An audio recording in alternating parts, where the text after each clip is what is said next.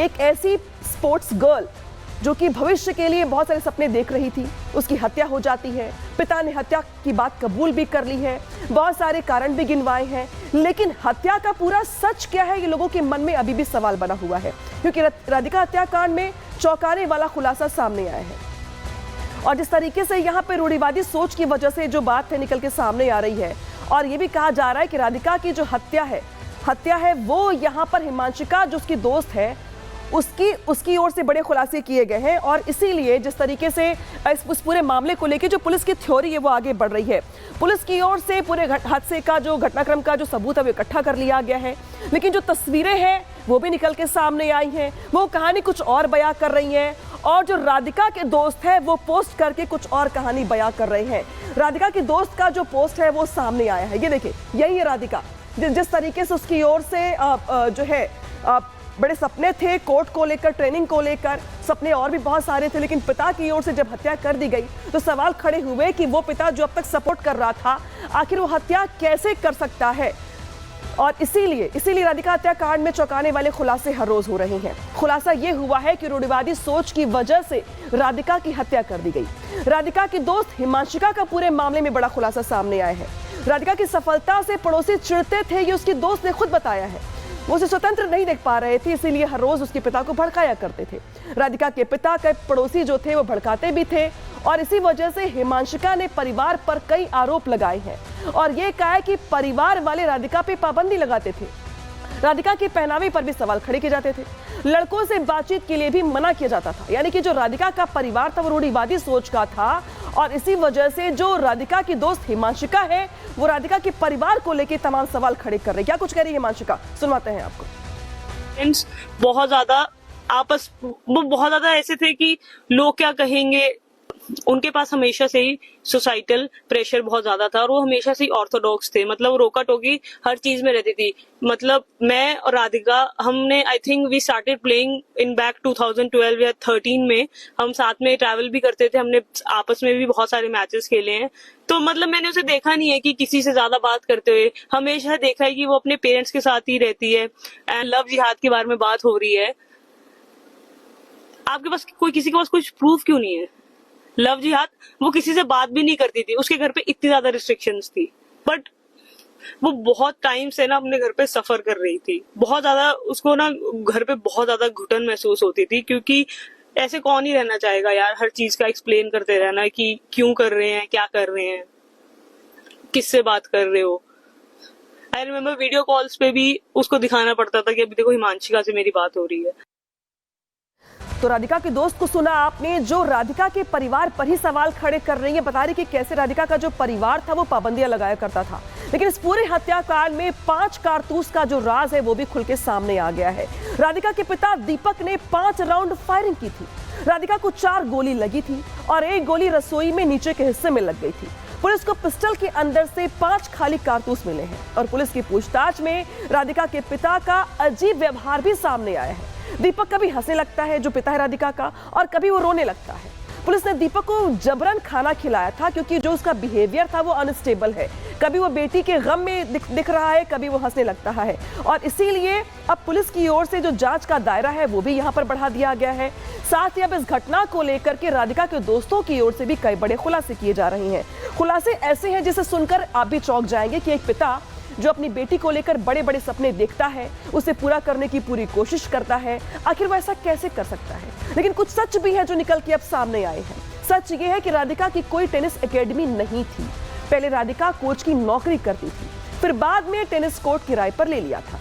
यहीं पर राधिका बच्चों को ट्रेनिंग दिया करती थी।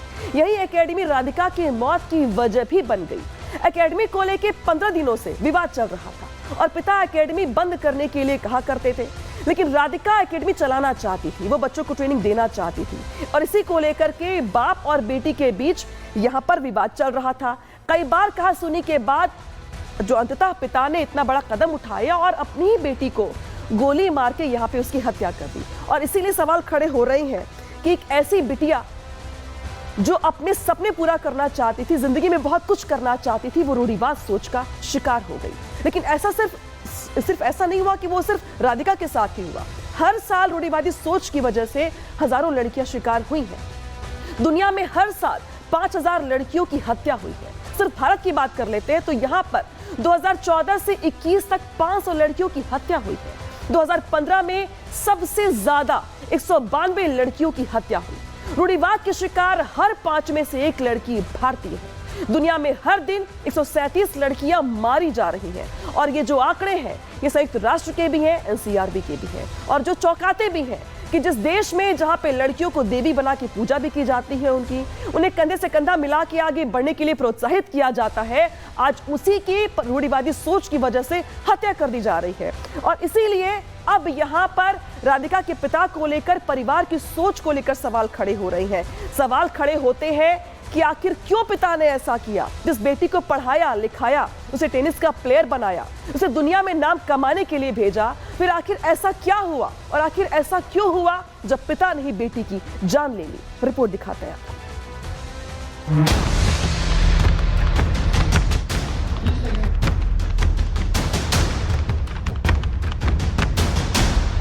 21वीं सदी में भी रूढ़िवाद का जाल बेटियों के लिए काल बना हुआ है। राधिका यादव जैसी कई बेटियां हैं जिन्होंने रूढ़िवाद की दहलीज पार करने के चक्कर में अपनी जान गंवा दी। इन बेटियों को जिनसे प्यार मिला, परवरिश मिली, उड़ान भरने के लिए हौसले मिले, उन्हीं हाथों से इन्हें मौत भी मिली। कसूर सिर्फ इतना कि इन्होंने रूढ़िवाद की दहलीज पार कर दी। जरा सोचिए कैसे होते होंगे वो पिता और भाई जो अपनी बेटियों को पालते तो बड़े प्यार से हैं, लेकिन जब बेटियां बड़े होकर अपने सपने को पूरा करना चाहती हैं तो वही पिता और भाई उनकी जान के दुश्मन बन जाते हैं। उनके पास हमेशा से ही सोसाइटल प्रेशर बहुत ज्यादा था और वो हमेशा से ही ऑर्थोडॉक्स थे। मतलब वो रोका टोकी हर चीज में रहती थी। मतलब मैं और राधिका, हमने I think we started playing in back 2012 या 13 में। हम साथ में ट्रैवल भी करते थे, हमने आपस में भी बहुत सारे मैचेस खेले हैं। तो मतलब मैंने उसे देखा नहीं है कि किसी से ज्यादा बात करते हुए, हमेशा देखा है कि वो अपने पेरेंट्स के साथ ही रहती है। राधिका बिटिया की इस तस्वीर को देखिए। हाथ में टेनिस पकड़े राधिका न सिर्फ अपने परिवार बल्कि पूरे देश का नाम रोशन करना चाहती थी। राधिका का परिवार भी उसके सपनों को पूरा करने में हर मदद कर रहा था। जानकार तो यहाँ तक बता रहे हैं कि राधिका के पिता उसे खेलने के लिए छोड़ने जाते थे और जब राधिका मेडल जीतती थी तो उसके पिता उस मेडल को घर के सामने वाले कमरे में लगाकर खुद पर गर्व महसूस करते थे। लेकिन 2 साल पहले लगी एक चोट ने राधिका की पूरी जिंदगी बदल दी। राधिका को टेनिस छोड़ना पड़ा, लेकिन उसने हार नहीं मानी। राधिका ने टेनिस कोर्ट को किराए पर लेकर बच्चों को ट्रेनिंग देना शुरू कर दिया। लेकिन राधिका की यही टेनिस एकेडमी उसके मौत की वजह बन गई। वो बहुत टाइम से ना अपने घर पे सफर कर रही थी। बहुत ज्यादा उसको ना घर पे बहुत ज्यादा घुटन महसूस होती थी, क्योंकि ऐसे कौन ही रहना चाहेगा यार, हर चीज का एक्सप्लेन करते रहना कि क्यों कर रहे हैं, क्या कर रहे हैं, किससे बात कर रहे हो। आई रिमेम्बर वीडियो कॉल्स पे भी उसको दिखाना पड़ता था कि अभी देखो हिमांशिका से मेरी बात हो रही है। मैं उसके घर पे भी विजिट करती थी तो उसकी एकेडमी उसके घर से हार्डली 50 मीटर्स दूर थी, बट फिर भी उसको घर पे आने का एक टाइम था कि इससे लेट नहीं हो सकते हैं। राधिका अब इस दुनिया में नहीं है, लेकिन राधिका जैसी कई बेटियां आज भी रूढ़िवाद की दहलीज पार करने की कोशिश में हैं। रूढ़िवाद के खिलाफ अपने परिवार से लड़ रही हैं। ऐसी बेटियों को आज सपोर्ट की जरूरत है। ऐसी बेटियों के परिवार को रूढ़िवादी सोच के खिलाफ जागरूक करने की जरूरत है, क्योंकि समय बदल चुका है। आज देश की राष्ट्रपति खुद एक महिला है। प्रधानमंत्री बेटियों को अलग अलग योजनाओं से उत्साहित कर रही हैं, प्रोत्साहित कर रही हैं। यही वजह है कि देश की बेटियां आज हर क्षेत्र में अपने झंडे गाड़ रही हैं। Bureau report, Republic Bharat. और अब खबरों में आगे बढ़ते हैं और अब बात करते हैं छांगुर बाबा की, जिसके जिहादी इरादों के बारे में सुनकर आप भी चौंक जाएंगे। एक ऐसा बाबा जिसने धर्म के नाम पर ऐसा धंधा शुरू किया जिसके चलते उसने अरबों का साम्राज्य खड़ा कर लिया, लेकिन प्लानिंग और इरादे इससे कहीं ज्यादा बढ़े थे। छांगुर नेपाल के साथ साथ यूपी के कई जिलों में स्लीपर सेल्स को एक्टिवेट करना चाहता था। नेपाल के जरिए रोहिंग्याओं को भारत में शामिल करवाना चाहता था। इसी के साथ साथ उसके प्लान में बहुत सारे लड़कियों की शादी आईएसआई एजेंटों से करवाने की भी थी और इसी वजह से चूंकि अब वो रडार पर था और अब इस पूरे मामले में पूछताछ चल रही है तो कई बड़े खुलासे भी हो रहे हैं छांगुर बाबा को लेकर। छांगुर बाबा की जो संपत्तियां हैं उसको यहाँ पर पकड़ा जा रहा है, उन्हें यहाँ पे जब्त किया जा रहा है और जो बाबा के करीबी थे अब उन करीबियों से भी कई राज उगलवाए जा रहे हैं बाबा के, और जो खौफनाक साजिश थी उसका खुलासा भी यहाँ पर किया जा रहा है। खुलासा क्या है ये जान लीजिए। छांगुर बाबा की खौफनाक साजिश का यहाँ पे खुलासा ये हुआ है कि आईएसआई से नजदीकी बढ़ाने में ये जुटा हुआ था और छांगुर आईएसआई से नजदीकी बढ़ाने के लिए काठमांडू भी गया था। सुरक्षा कारणों से पाक दूतावास में दाखिल नहीं हो पाया था। हिंदू युवतियों का धर्मांतरण करवा करके बड़े प्लान की तैयारी कर रहा था। आईएसआई एजेंट और स्लीपर सेल से निकाह करवाना चाहता था जिससे सीमावर्ती कस्बों में आईएसआई की जो गतिविधि है वो बढ़ सके। देश विरोधी सूचनाएं इकट्ठा करने में आसानी होती और ऐसा करके खाड़ी देशों में अपना कद बढ़ाने की प्लानिंग थी उसकी, लेकिन सभी प्लानिंग पर यूपी एटीएस की ओर से पानी फेर दिया गया। जब यूपी एटीएस की ओर से ये बड़ा खुलासा किया गया, जांच की जा रही है, जो उसके गुर्गे थे उन्हें दबोचा जा रहा है और इस पूरे मामले में जो पूछताछ है वो भी चल रही है और हर रोज बड़े खुलासे भी